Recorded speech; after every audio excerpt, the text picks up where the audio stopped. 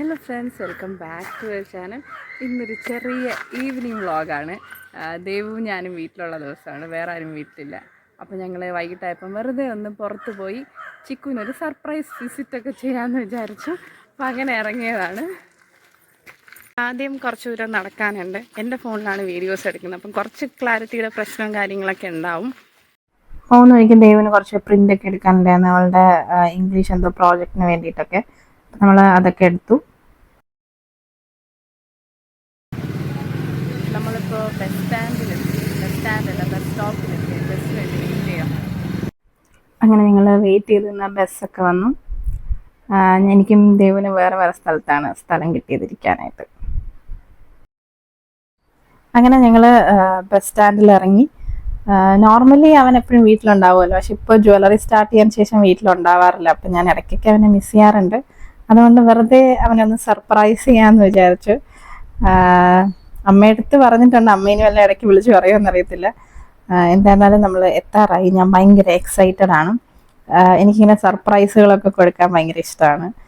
അപ്പം എന്തോ ആ കാണുന്ന ബോർഡില്ലേ, അതാണ് നമ്മുടെ ജ്വല്ലറി, ശ്രുതി ജ്വല്ലറി. നെയ്യാറ്റിങ്കര SN ബേക്കറിയുടെ തൊട്ടടുത്തായിട്ടുള്ള ജ്വല്ലറിയാണ്.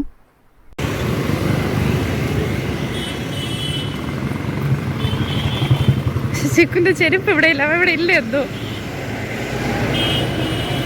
അയ്യോ, അവ എവിടെ പോയോ? സർപ്രൈസ് അങ്ങനെ ഫ്ലോപ്പായി പോയി. അവനെന്തോ ആവശ്യത്തിന് വേണ്ടി പുറത്തു പോയൊക്കെയായിരുന്നു.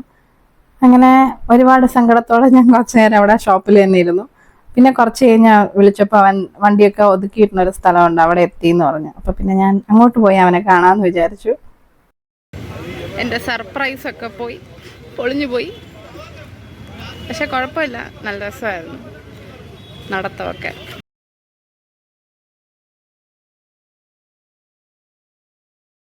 കുറച്ചു നേരം അവനായിട്ട് സംസാരിച്ചു. പിന്നെ എനിക്ക് കുറച്ച് ഷോപ്പിംഗ് ഒക്കെ ഉണ്ടായിരുന്നു. അപ്പോൾ ഇതിൻ്റെ തൊട്ടടുത്താണ് രാമചന്ദ്ര.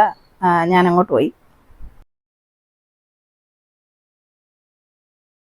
നമ്മുടെ വരവിൻ്റെ ഉദ്ദേശം എന്ന് പറയുന്നത്, എനിക്ക് പപ്പയുടെ ബർത്ത്ഡേക്ക് ഒരു മുണ്ടും ഷർട്ടിൻ്റെ പീസും എടുക്കാനുണ്ട്.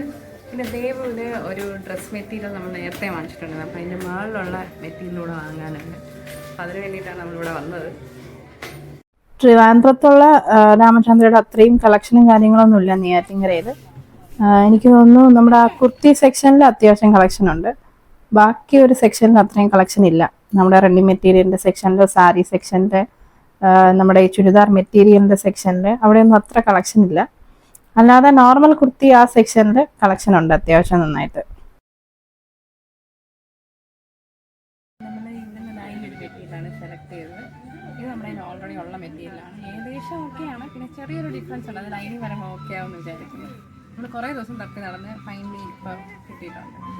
അപ്പോൾ എനിക്കിനി പപ്പയ്ക്കൊരു മുണ്ടൊക്കെ എടുക്കാനുണ്ട്. ഷർട്ട് മെറ്റീരിയലിൻ്റെ ഏരിയയാണ്. എനിക്ക് ആ ഒരു ബ്ലൂ കളർ പെട്ടെന്ന് ഇഷ്ടപ്പെട്ടു. ഞാൻ മുന്നേ ഏതൊരു വ്ളോഗിൽ പറഞ്ഞിട്ടുണ്ട്, പപ്പയ്ക്ക് റെഡിമെയ്ഡ് ഷർട്ട് അത്ര ഇഷ്ടമല്ല. പിന്നെ നമ്മൾ എപ്പോഴും മെറ്റീരിയൽ എടുത്തിട്ട് സ്റ്റിച്ച് ചെയ്യാറാണ് പതിവ്. ഇവിടുത്തെ ഷോപ്പിങ്ങും കാര്യങ്ങളൊക്കെ കഴിഞ്ഞിട്ട് ഇറങ്ങുവാണ്. പപ്പയ്ക്ക് 2 മെറ്റീരിയൽ എടുത്തു. തിരിച്ച് വരണ വഴിക്ക് 2 കമ്മലൊക്കെ വാങ്ങിയിട്ടാണ് ഞങ്ങൾ വന്നത്. തിരിച്ച് ഞങ്ങൾ നേരെ ഷോപ്പിലോട്ട് തന്നെ എത്തി. അവിടെ നിന്ന് പിന്നെ ഷോപ്പൊക്കെ അടച്ചിട്ട് വീട്ടിലോട്ട് പോയി. അപ്പോൾ ഇത്രയേ ഉള്ളൂ, ചെറിയൊരു വ്ളോഗ്. അൺഎക്സ്പെക്റ്റഡ് ആയിട്ടുള്ള വ്ളോഗായിരുന്നു.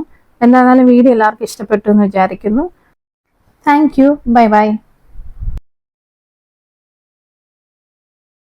നമ്മളിവിടുന്ന് ഷോപ്പൊക്കെ പൂട്ടി ഇറങ്ങുവാണ്. ഇനി നേരെ വീട്ടിലോട്ട്.